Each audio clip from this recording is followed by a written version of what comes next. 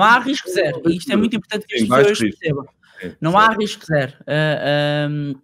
O que existe é mais baixo risco. Baixo risco, vamos assumir aqui, vou depender da tua pergunta, capital garantido. Então o que é que nós temos aqui com capital garantido? Os depósitos, volta e meia aparece um promocional ali, mas pronto.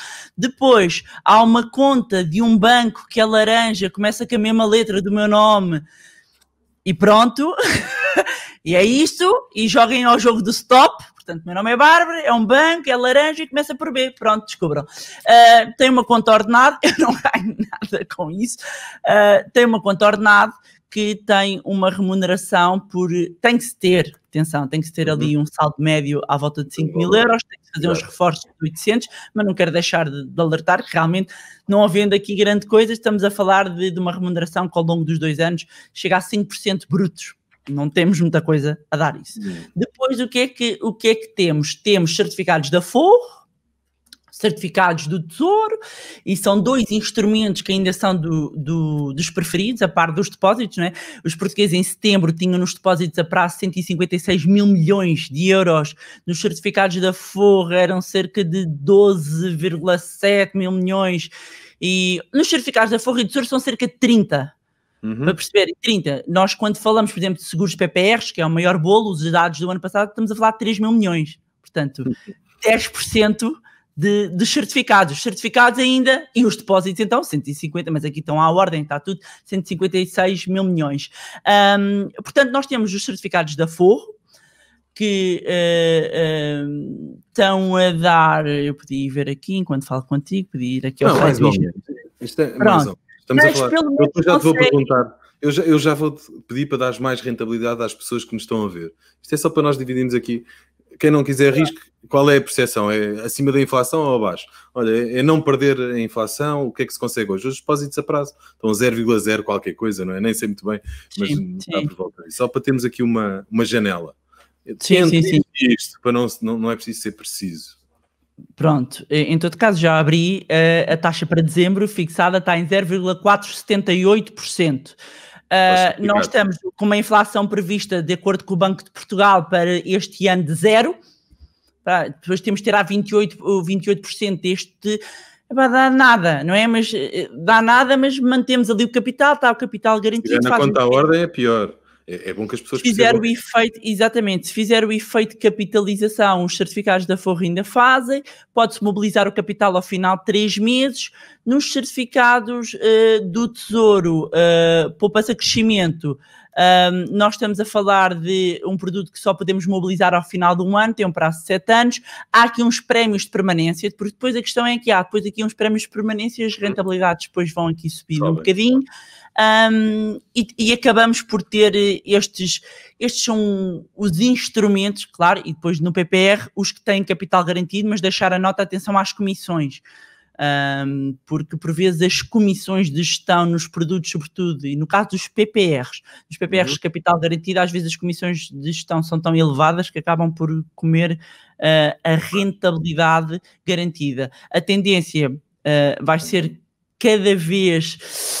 normalmente os produtos dos PPRs com capital garantido têm uma participação nos resultados e já está previsto não só o retorno, não é? Como uma participação nos resultados. Esta tendência, e é uma informação um bocado inside que tenho do setor, vai ser cada vez para ser menos frequente. Porquê?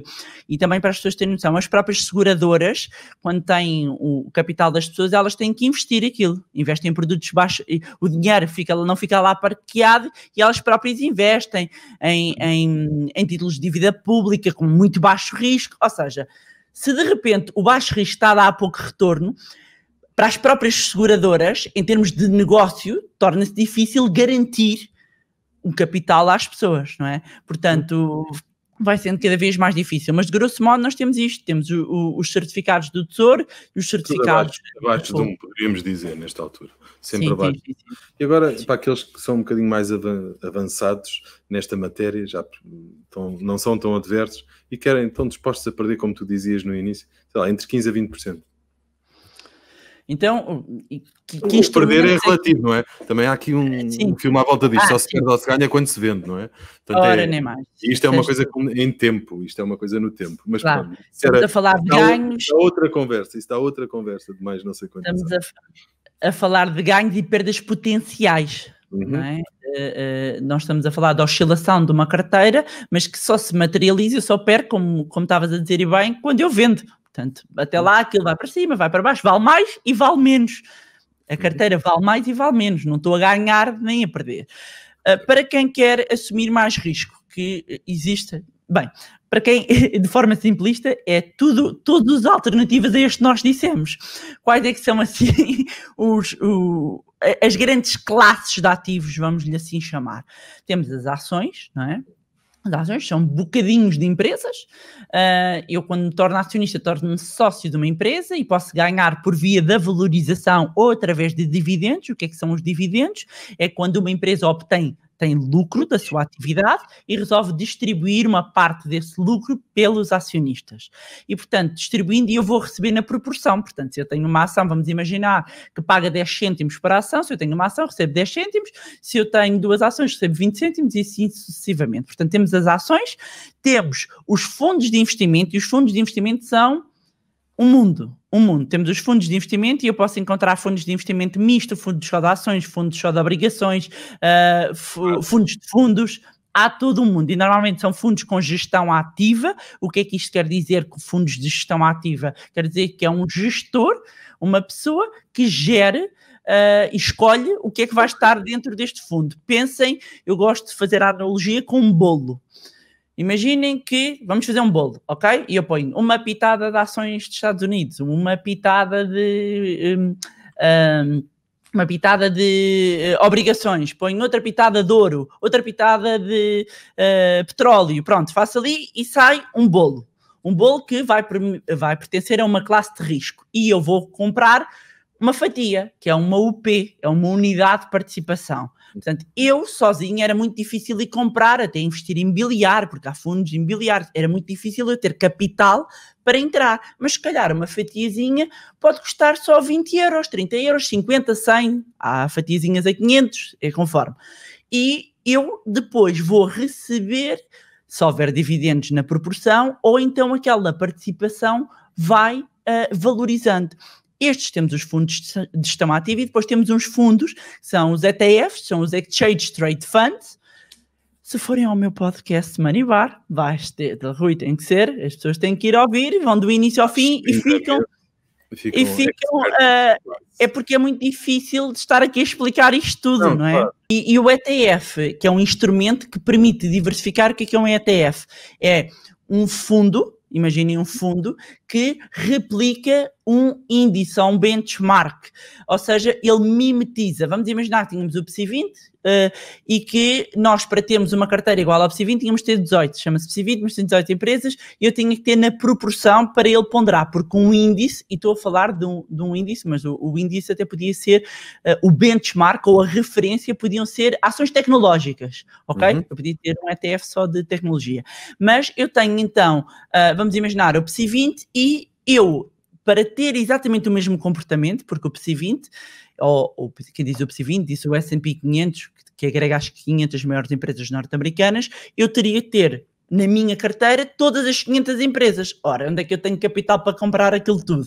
Uma das formas que eu posso fazer, ou através de um fundo de gestão ativa, ou de gestão passiva, que o que faz é replica exatamente as mesmas empresas, detém-nas, eu compro uma fatia, e ele, como tem na mesma proporção, é um espelho.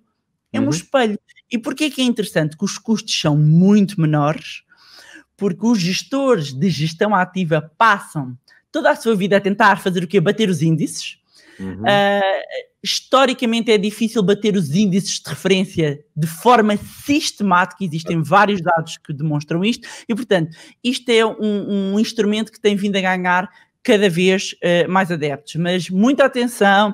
É preciso perceber do instrumento, não é um instrumento complexo, mas há risco aqui atrás e depende do que é que está a mimetizar. Eu, de repente, posso ter um ETF só de imobiliário, posso ter um ETF que tem ouro, por exemplo, há ETFs de ouro, e que significa que o ETF detém fisicamente ouro.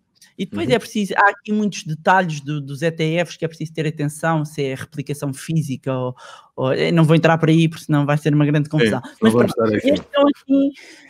Porquê? E porquê que eu falo destes? Porque quer através dos fundos, quer através dos ETFs, eu posso diversificar noutras classes de ativos. O que é que estou a falar?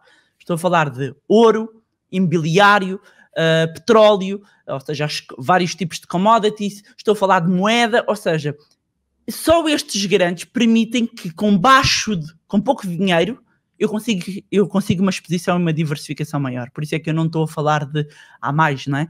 O mais comum quando falamos de diversificação é ações e obrigações, stocks and bonds, não é? Há um mundo. Sim, há todo o mundo.